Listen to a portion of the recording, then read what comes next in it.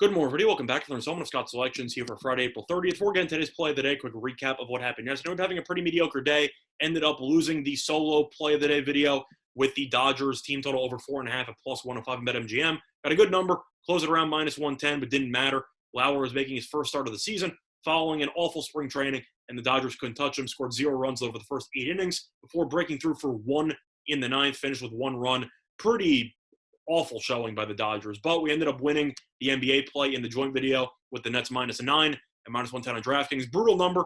Nets closed at around 4.5.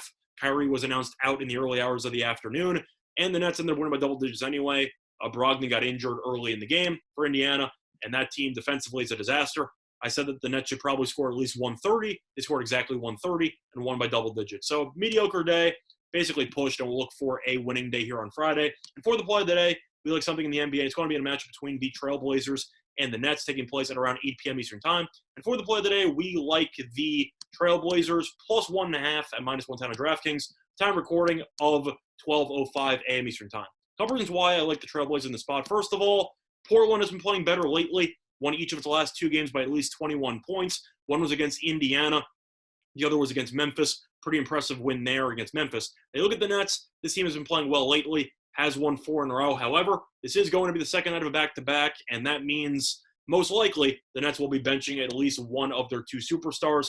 Kyrie, currently dealing with a groin injury, did not play yesterday, so I think it's pretty safe to say that he's not going to play in this one because the Nets have been extremely careful with some of their superstars when it comes to injuries. Meanwhile, you look at Durant. He had 42 and 10 last night. He was absolutely phenomenal. However, the Nets have been pretty careful with him since he has come back, and the fact that he's been injured all year long. You look at Durant and how many games he's missed over the course of the season.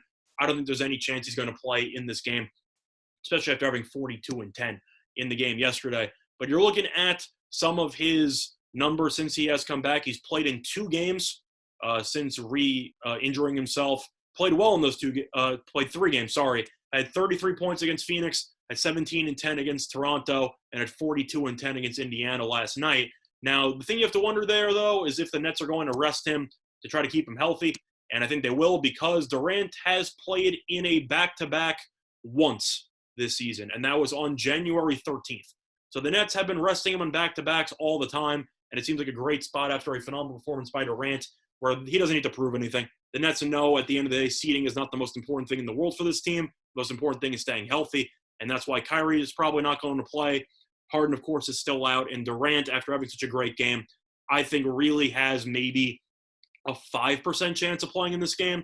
The Nets are probably going to be extremely careful, and I do think that Durant is not going to play, which means that this line at plus 1.5 should definitely not be there in the morning or early afternoon. I think Portland should be favored by the time this game tips off, probably by at least 2 points, because I really don't think Durant's going to play. If you have seen the Nets play without Harden, Kyrie, or Durant in the lineup, I feel bad for you because this team has been awful with its supporting cast by themselves. Meanwhile, you look at Portland, still have Lillard, who's been struggling a little bit lately, but still a solid player, of course. McCollum, who's been good.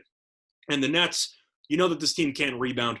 And if you're looking at Kanter and Nurkic coming to town, I think that they're going to get absolutely mauled on the boards. So looking at this matchup here, it's mostly trying to predict the injury report for the Nets, but I do think it's a great spot for Durant and Kyrie to sit.